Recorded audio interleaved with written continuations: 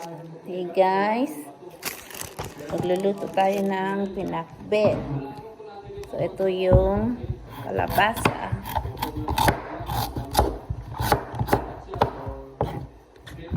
So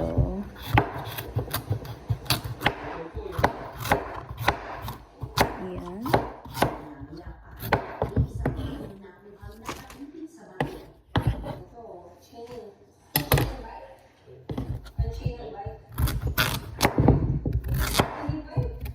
Yan.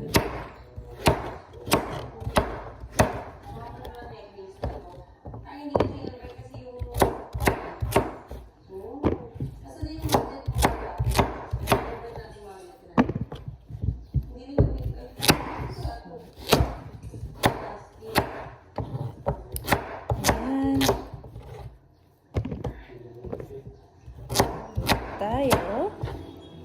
Next na talong. Isa lang. Dalawa lang naman kami kakain nito. Yung asawa ko. Saka ako.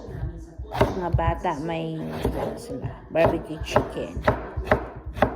So, ayan. Hiwa-hiwa. Hiwain natin.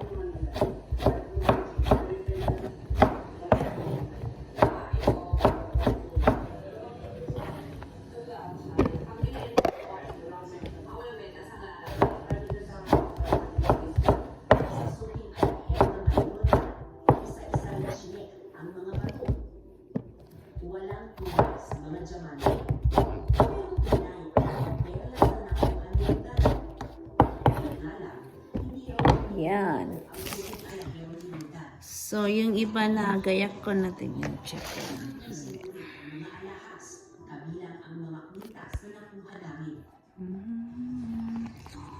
Ito yung iba na yan, yung iba may sili. Yan. So, yan. Lulutuin ko ay vegan pinakbet. Walang karne or walang bagoong. Tuturo ko sa iyo paano magluto ng vegan pinakbet. So, ito.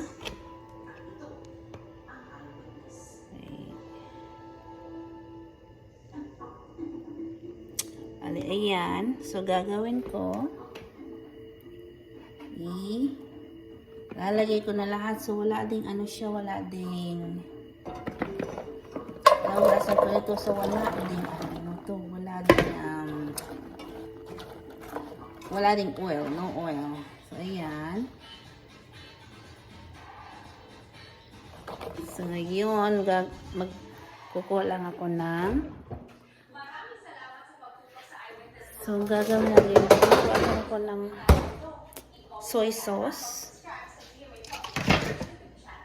And then,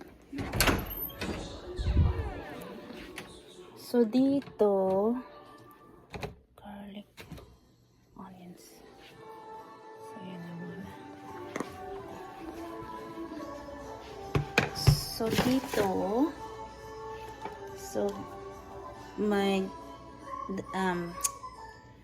may onion powder, saka garlic powder.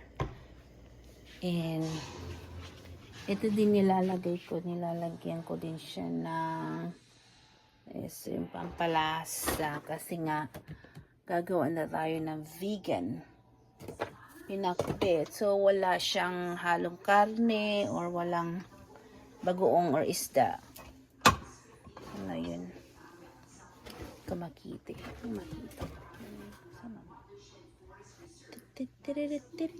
Ko makita. Sana yun. So, ito muna. Sige, lagay ko muna ito.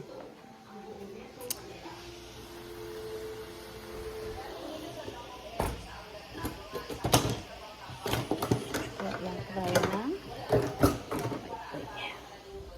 ito. Lang ako yan siya. Ayan. So, nilalagay ko lang siya na is putting soy sauce. Yan. Parang ano lang din.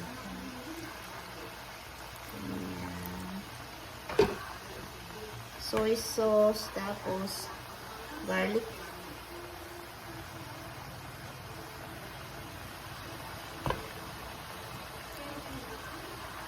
Tapos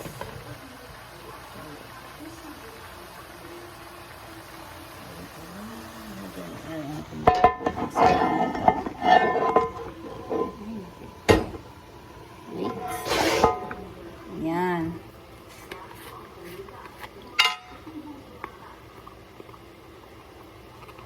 So, ito.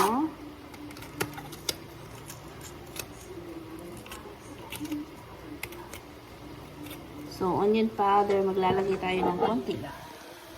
Para magkalasa siya. Kung wala man ganito, walang onion powder, garlic powder, mas maganda rin yung ano, yung fresh powder at saka fresh onion saka fresh garlic. Wala kasi ako dito. So, ayan. Hindi ka makita yung ano eh.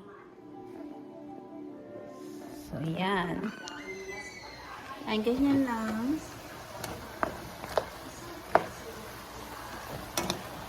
Ayan.